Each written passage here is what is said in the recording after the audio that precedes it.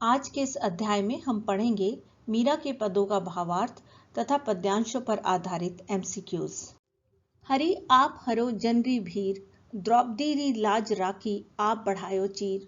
भगत कारण रूप नर हरि, धरियो आप शरीर। बूढ़ तो गजराज राख्यो, काटी कुंजर पीर। दासी मीरा लाल गिरधर, हरो मारी भीर। इस पद में हरि का अर्थ है श्री कृष्ण, भीर का अर्थ है दुख दर्द, चीर का अर्थ है साड़ी, कपड़ा या वस्त्र, कुंजर का अर्थ है हाथी, मारी का अर्थ है हमारी। इस पद में मीरा कहती हैं कि प्रभु आप अपने भक्तों के सभी प्रकार के दुखों को हरने वाले हैं। आपने ही द्रौपदी की लाज बचाकर उसे अपमानित होने से बचाया था। जिस समय दुशासन ने भरी सभा में द्रौपदी का चीर हरण करने का प्रयास किया था, तब आपने ही उसके चीर को बढ़ाया था।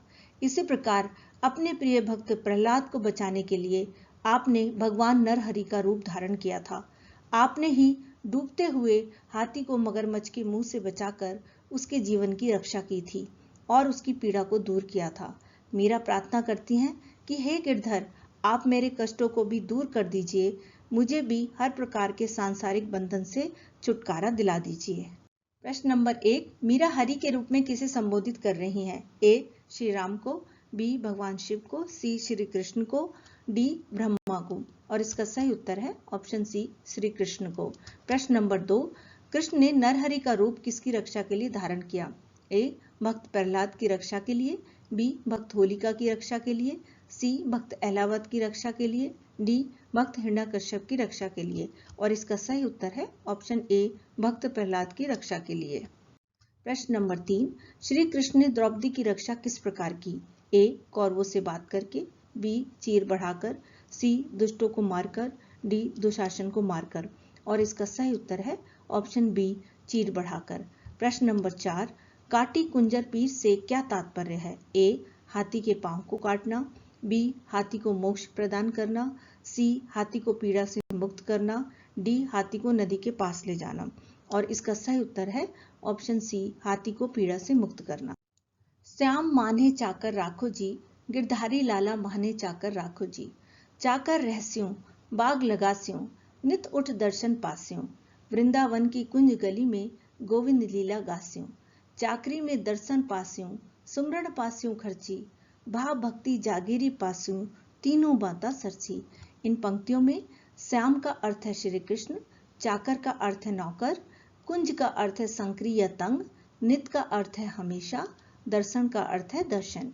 इन पंक्तियों में मीरा कृष्ण की चाकरी करने की इच्छा प्रकट करते हुए कहती हैं कि हे श्याम, हे गिरधारी लाल, आप मुझे अपनी दासी के रूप में रख लो। मैं तुम्हारी दासी बनकर तुम्हारे लिए बाग बगीचे लगाया करूंगी। जब तुम रोज सुबह यहाँ घूमने आओगे तो मैं तुम्हारे दर्शन कर सकूंगी। मैं वृंदावन की कुंज गलियों में कृष्ण की लीला का गान करूंगी। इससे कृष्ण के नाम का स्मरण का अवसर प्राप्त हो जाएगा तथा भावपूर्ण भक्ति रूपी जागीर भी प्राप्त हो जाएगी। इस प्रकार दर्शन, स्मरण और भाव भक्ति तीनों आसानी से मिल जाएंगी, जिससे मेरा जीवन सफल हो जाएगा। प्रश्न नंबर 1, इस पद में मीरा क्या विनती कर रही हैं? ए आप मुझे अपना भक्त बना लो, बी आप मेरी रक्षा करो, सी आप मुझे धन दो, डी आप मुझे अपना चाकर रख लो। और इसका सही उत्तर है ऑप्शन डी, आप मुझे अपना चाकर रख लो। प्रश्न नंबर 2, मीरा श्री कृष्ण की सेवा क्यों करना चाहती हैं? ए धन पाने के लिए, बी दर्शन पाने के लिए, सी यश पाने के लिए, डी साम्राज्य पाने के लिए। और इसका सही उत्तर है ऑप्शन बी, दर्शन पाने के लिए। प्रश्न नंबर 3, मीरा श्री कृष्ण का गुणगान कहाँ करना चाहती थी? ए यमुना के तट पर, बी बगीचे में, सी वृंदावन की कुंज गलियों में, डी कदम के पेड़ के नीचे। और इसका सही उत्तर है ऑप्शन सी, वृंदावन की कुंज गलियों में। प्रश्न नंबर 4, श्री कृष्ण की चाकरी करने से मीरा को कौन सी जागीर प्राप्त होगी? ए श्री कृष्ण से मिलने की, बी भाव भक्ति की, सी महलों के सुखों की, डी बाग लगाने की। और इसका सही उत्तर है ऑप्शन बी, भाव भक्ति की। मोर मुकुट पीतांबर सोहे, गल वैजंती माला। वृंदावन में धेनु चरावे, मोहन मुरली वाला। ऊंचा ऊंचा महल बनाव, बिच बिच रखूं वारी। सावरिया रा दर्शन पास्यों, पहर कुसुम्बी साड़ी। आधी रात प्रभु दर्शन, दीजियो जमुना जी रे तीरा।